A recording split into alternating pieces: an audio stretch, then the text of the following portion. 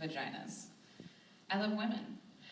I do not see them as separate things. Women pay me to dominate them, to excite them, to make them come. I did not start out like this, no, to the contrary. I started out as a lawyer. But in my late 30s, I became obsessed with making women happy. It began as a mission of sorts, but then I got involved in it. I got very good at it, kind of brilliant. It was my art. It was as if I had found my calling. I wore outrageous outfits when I dominated women. Lace and silk and leather, and I used props, whips, handcuffs, ropes, dildos. There was nothing like this in tax law. There were no props, no excitement, and I hated those blue corporate suits. But I wear them now from time to time in my new line of work, and they serve quite nicely. There were no props in corporate law. No wetness, no dark, mysterious foreplay, no erect nipples, no delicious mouths, but mainly there was no moaning. Not the kind I'm talking about anyway. And this was the key, I see now. Moaning was the thing that ultimately seduced me and got me addicted to making women happy. When I was a little girl and I would see women in the movies making love, making strange orgasmic moaning noises, I used to laugh. I got strangely hysterical. I couldn't believe that big, outrageous, ungoverned sounds like that came out of women. I longed to moan. I practiced in front of my mirror on a tape recorder, moaning in various keys, various tones. But always when I played it back, it sounded fake. It was fake. It wasn't rooted in anything sexual, really, only my desire to be sexual. But then when I was 10, I had to pee really badly once on a car trip. It went on for almost an hour, and when I finally got to pee in this dirty little gas station, it was so exciting, I moaned. I moaned as I peed. I couldn't believe it, me moaning in a Texaco station in the middle of Louisiana. And I realized right then and there that moans are connected with not getting what you want right away, with putting things off. And I realized that moans were best when they caught you by surprise, when they came out of this hidden, mysterious part of you that was speaking its own language. And I realized that moaning was, in fact, that language.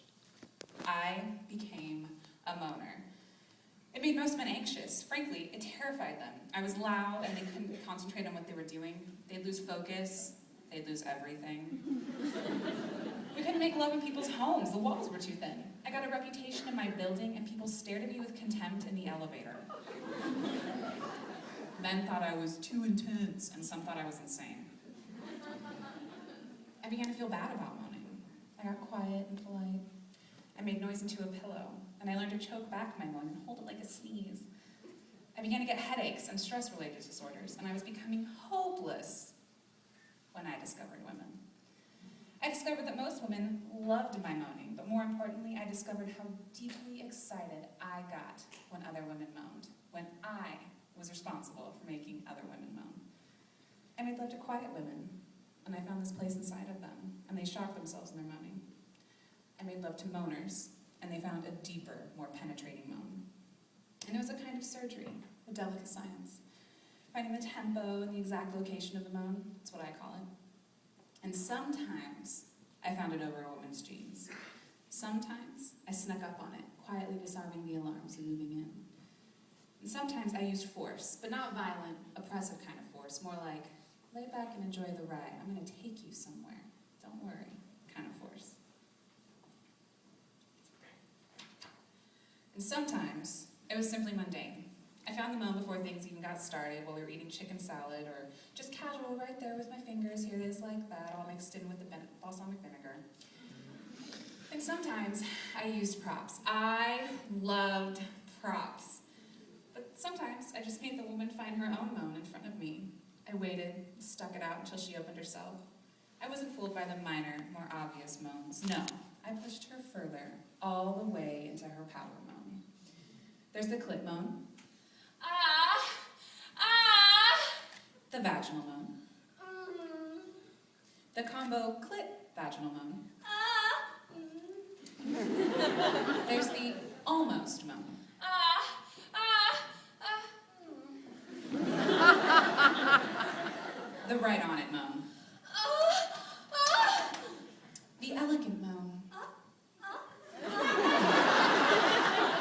The grace The wasp moan.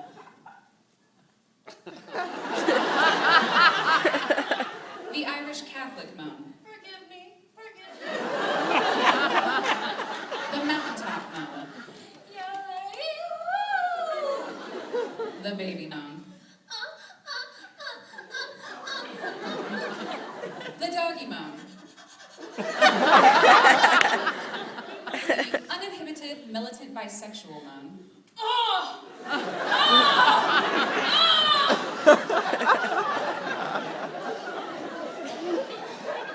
The machine gun moan. The tortured Zen moan. The diva moan.